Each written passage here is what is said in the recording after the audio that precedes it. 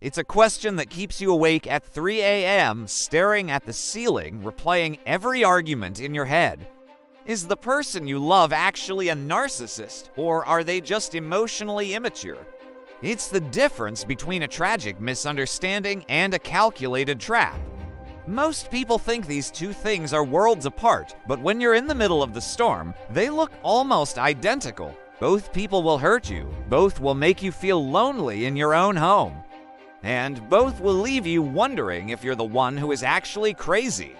But if you misdiagnose the situation, you might spend years trying to teach a predator how to love or walking away from a person who just never learned how to grow up. Today, we are going to peel back the layers of human psychology to find the one invisible line that separates a difficult person from a dangerous one. By the end of this, you won't just have an answer, you'll have your sanity back. When we talk about immaturity, we are talking about a stunted inner child. Imagine a 30-year-old having the emotional toolkit of a 7-year-old. They are impulsive. They are self-centered because they haven't learned that other people's needs are as real as their own. When they hurt your feelings, it's usually because they weren't thinking at all. They were just reacting to their own immediate discomfort. They are like a toddler who hits you because they're hungry. There's no malice, just a total lack of self-regulation. Narcissism is something much darker. It isn't a lack of tools, it's a predatory use of them. A narcissist doesn't just forget your feelings. They actively bypass them to get what they want. While the immature person is blinded by their own needs, the narcissist is hyper-aware of yours so they can use them against you. If an immature partner ruins your birthday, it's usually because they were disorganized or selfishly distracted. If a narcissist ruins your birthday, it's often because they couldn't stand the spotlight being on you for 24 hours. One is a mistake of character, the other is a strategy of control. Think about the last time you tried to have a serious talk about your relationship. This is where the mask usually slips. An immature person will get defensive. They might cry, they might shut down, or they might try to flip the blame because they feel overwhelmed by the adultness of the conversation. It's frustrating, but there's a flicker of genuine distress there. However, a narcissist uses a very specific set of weapons: gaslighting, stonewalling, and the silent treatment.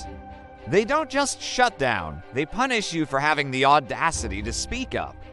The goal of an immature person is to avoid discomfort.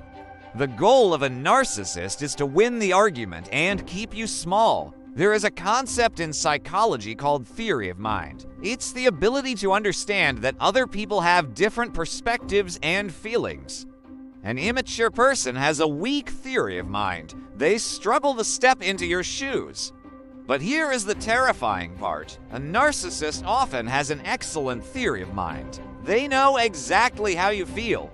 They know exactly what will hurt you. They just don't care. Or worse, they use that knowledge to keep you off balance. This is why you feel so drained. You're trying to explain empathy to someone who is using your empathy as a map to manipulate you. Let's look at the change factor. This is the only thing that really matters for your future. Can they get better? Emotional immaturity is often a result of trauma or a lack of proper modeling in childhood. With therapy, hard work, and a genuine desire to grow, an immature person can eventually learn to be a partner. They can develop empathy. They can learn to say, "I'm sorry," and actually mean it. But narcissism is different. At its core, narcissism is a defense mechanism that is fused to the personality. To a narcissist, admitting they are wrong feels like death. It's an ego-shattering event they will avoid at all costs. This is why they don't change, they just change their tactics. They might go to therapy, but only to learn better ways to manipulate you or to convince the therapist that you are the problem. If you feel like you are running a marathon and the finish line keeps moving, you aren't dealing with immaturity.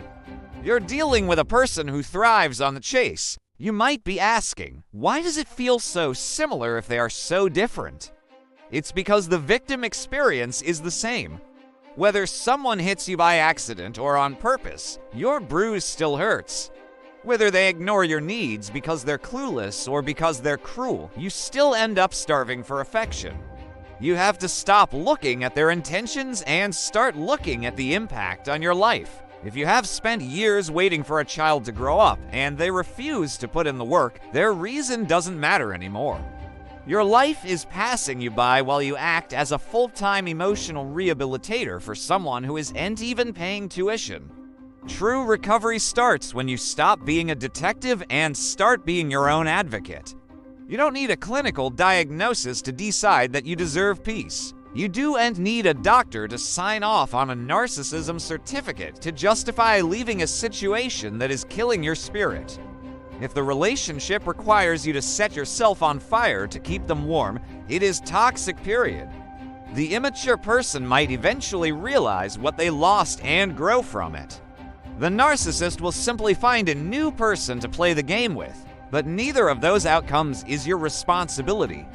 Your only responsibility is the version of you that existed before this relationship started, the one who was vibrant, hopeful, and whole. Healing is a journey that requires a community.